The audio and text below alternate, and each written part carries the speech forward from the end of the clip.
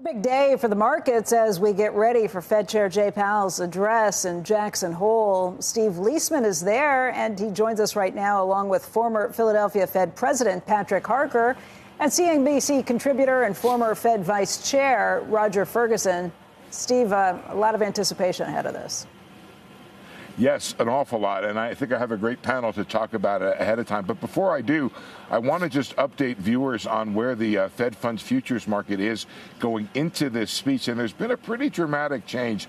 Now a 65% probability of, or 66% probability of a cut, and that's down from 94% a week ago, and you can see the probability of a hold up to 34%. You can look at this and say, hey, it's still 2-1 in favor of a cut. On the other hand, what looks to me, what I would guess here, is that the market's decided they want to hedge a little bit against the possibility that the chair is a little more neutral or more hawkish than expected. Let me get right to my panel here. Roger, thank you for coming out this morning. I thought it would be great to start with the historical context of the challenge faced by the Fed, since you've been doing this for quite some time.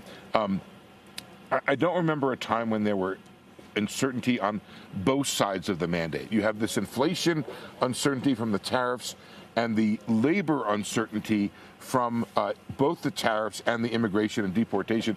Could you put this in some kind of context for us? Look, I think you're right to talk about this as being sort of highly unusual. One has to go back to the late 70s, early 80s for this concept of stagflation to be on people's minds. Right. It's what Paul Volcker confronted. You have to go back even further to have this be part of a policy that deals with tariffs. Obviously, you have to go back to 100 years before we actually talked about tariffs. So it's a highly unusual time. You're right to say that. The good news, to some degree, not everyone's going to like this, is Volcker sort of told us how to deal with this.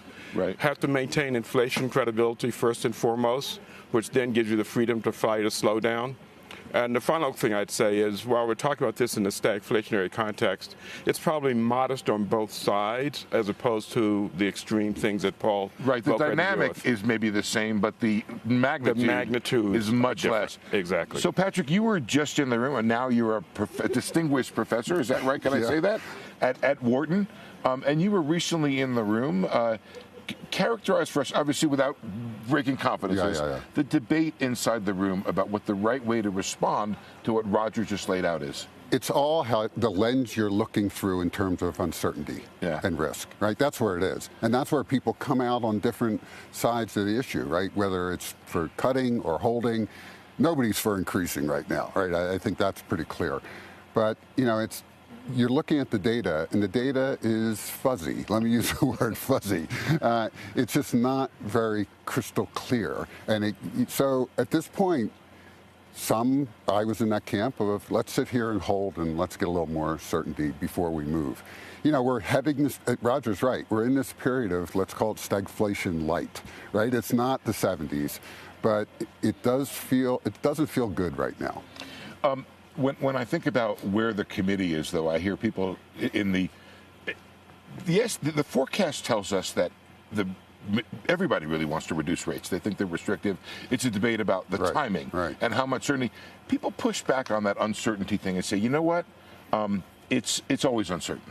And it's not really much different, and you got to do policy in an uncertain environment. Okay, so there's uncertainty that the world creates, and then there's uncertainty that fiscal policy creates. Right. Let's be very clear. Right. This is what we're doing to ourselves in terms of changing the tariff rates constantly.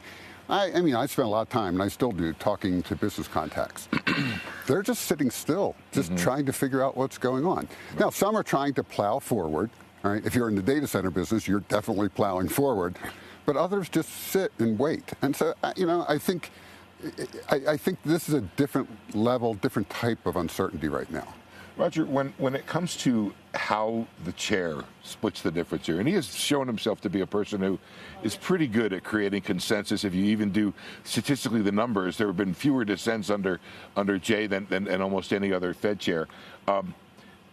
What about this idea that he could try to do, maybe call it a hawkish cut, where he says, we're going to do this one time, and then we're going to wait and see, and try to keep the market from pricing in multiple cuts down the road? let me respond to that very directly and then add one other thing. I think you're absolutely right. He's going to try to create as much flexibility as possible. Right. So this notion that the market is now gradually moving down maybe to 50-50 over time on cut or no cut, I think is going to be very helpful to him. I think he's going to be able to use a number of tools. So there's the policy rate itself. There's also what he says at the press conference. There's so-called the lean insofar as one can talk about it, so possibly a hawkish cut. Let me go back to something that you said earlier, though, where I can respectfully disagree.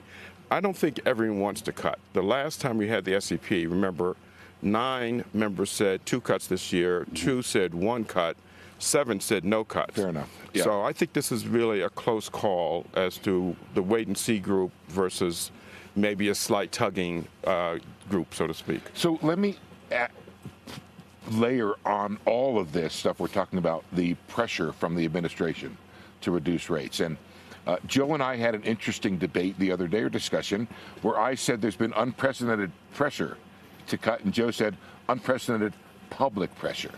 You've been there, Roger, and I guess you side with Joe? I absolutely sided with Joe. And all right, you're done. I'm done with you, but I'm now on with Joe. Now you're good with Joe. Now I'm going to go Joe's not there today, but okay. I'm going to write him a note saying Roger agreed with him. No, but we should be very clear about this. Yeah. Administrations often pressure the Fed chair privately. Right. You and many of us have lived through a period where that became out of favor. You know, the didn't last happen 2 or while 3 I was covering. Didn't happen. But we shouldn't pretend that this never happens. The public pressure, highly unusual, however. But every Fed chair knows that this is part of the game, and you have to have broad shoulders and plow through and do the right thing. Patrick, how does it play in the room? So first, let me go back to the tools that Roger mentioned. There's one other that you didn't mention, which is the balance sheet runoff. Right. I think my own personal view is I think you could stop that runoff right now, and it would go flat for a while. You brought it down to a trickle, right? Yeah, but let's just stop it, right? It's not a big effect, right? But it is a signal, okay, right? And that I think the committee could use. So in the room right now, what do you want to know? Yeah. I think you see it in the SEP. I think you're going to see it in September's SEP. There's a lot of divergence of opinion. You look at those dots and the divergence of those dots, because people, again, are looking at the data and they're trying to interpret what they see. And so the data, we're all looking at the same data. Everybody's looking at the same data. But it's how you interpret that and what your risk tolerance is. And so for me, I was a 2-cut person in the last SEP. But, that was with a lot of grains of salt, right, in terms of not knowing exactly where this was all going to land. Then that. Yeah. Becky has a question back from NASDAQ.